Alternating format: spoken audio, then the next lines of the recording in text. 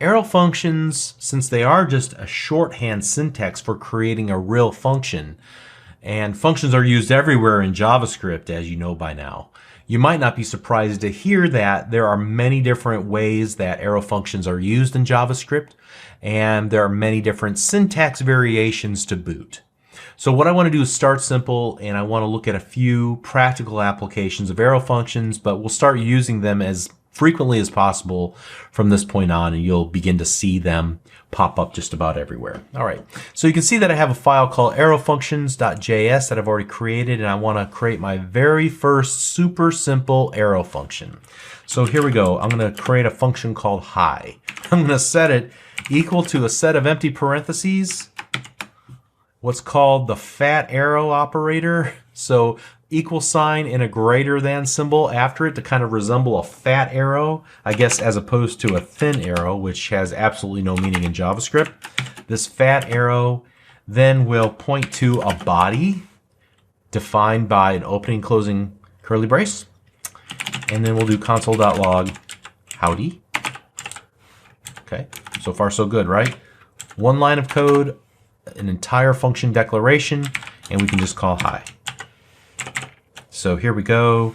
Let's go node arrow functions, and we get a simple word howdy printed out. Okay, that's easy enough. So let's comment that out and move on to a slightly more interesting example. We can actually go let hi.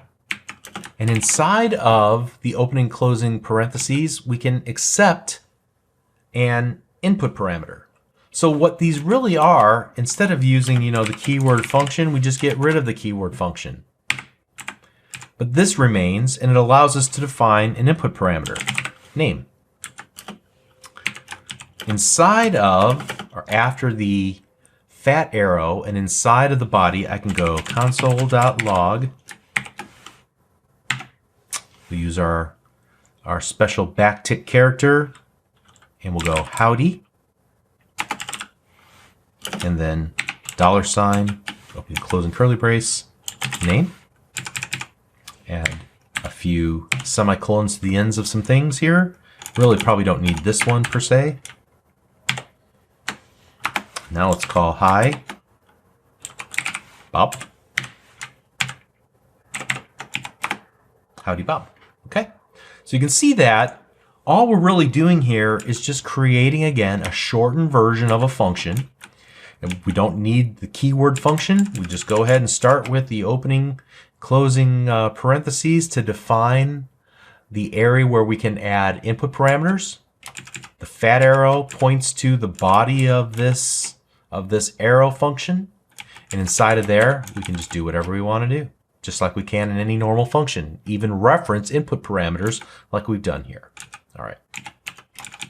Now, up to this point, we've just been kind of creating what I call void functions. They don't return anything. But what if we need to use the return keyword? Let's create a different version of this. So we're going to create add equals, here we go. We're going to allow this to take two input parameters, A and B, and we'll just do something super simple. Well, here once again, but we will use the return keyword, A plus B. And now we can do console.log add 7, 3, and we get 10 printed to screen. Okay, can you see this same basic structure? Here we're accepting two input parameters separated by a comma. Here we're still referencing those in that body that we've defined using open and closing curly braces. Use the return keyword. It'll get returned to our method as a return value of our method call. And here we're just passing in numbers, getting that value back and printing it to screen. Okay, so far pretty easy stuff, right? Now, you might be wondering, how could I ever use this sort of thing? What is its pertinence?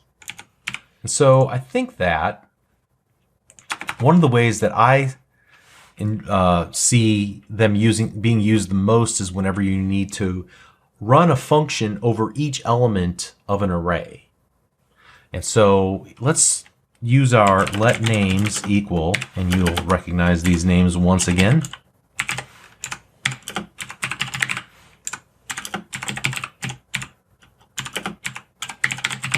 Okay. This time, we're going to call the map method. Now, this happens to be a method defined on the array built-in native object that we learned about, but we'll talk about more of these helper methods built into the array built-in native object in an upcoming lesson. But the map is a pretty cool one, because what it allows us to do is to basically iterate through each element of an array, and when it iterates through, it will actually allow us to call a function. And this is a perfect spot for creating, right inside of here, one of our arrow functions. So in this case, we'll say you're going to iterate through each element of names. Whoops, I need to use the right word here. Names, right? And so here we're going to create an arrow function that accepts a name. And what we'll do is, kind of to marry these two ideas together, console.log, and then howdy name.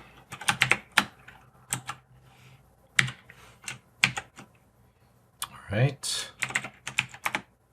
And you can see, basically in one line of code, I was able to map each element of the array to our arrow function. It passes in the name to the arrow function. In the body of the arrow function, now we can simply operate on it just like we were doing previously. But as a result now, for every single element of our array, we're getting a console.log with our little message. Okay, pretty cool, pretty cool. Let's take this one step further as we continue to build on this idea.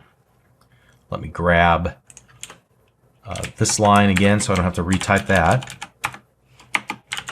And then I'm going to say let I equal 0. And actually, let me just grab this line too, because I want to do something a little bit more interesting.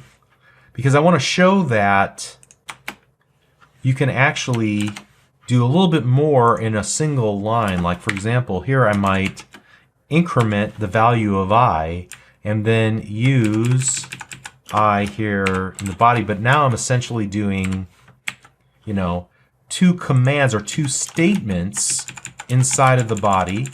And I'm not saying you'll do this very often, but it's certainly possible. All right. So now let's do save that, get back to that.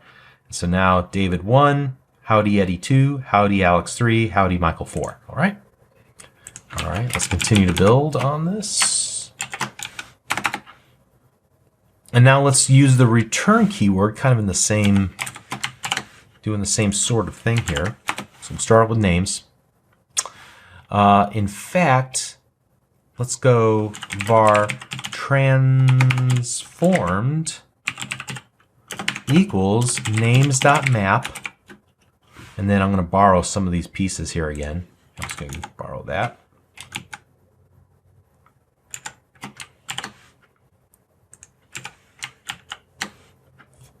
Except I'm not going to call console.log. I'm just going to return that string. Let's see if we can get this all kind of lined up here.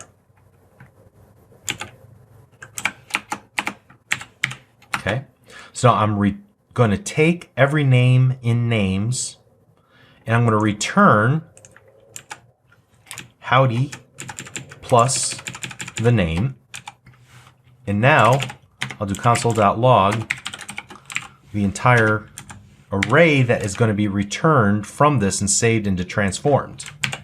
So here we go. Whoops, I got to spell log right. All right, and so you can see that what gets returned here, because we're returning multiple values, they get added to essentially an array.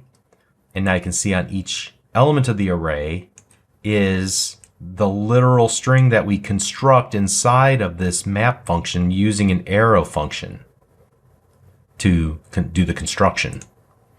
And those individual names are now transformed and saved into a new array. Instead of just David, Eddie, Alex, now it's Howdy David, exclamation mark, Howdy Eddie, exclamation mark, and so on. All right. So arrow functions are simple to create, and they're just a shorthand version of function expressions. They really are useful whenever you're working with functions on arrays, like this map method that allows us to map each element of an array to one of our arrow functions, and then basically execute that function against each element of the array. And so we'll see some other examples of this in some upcoming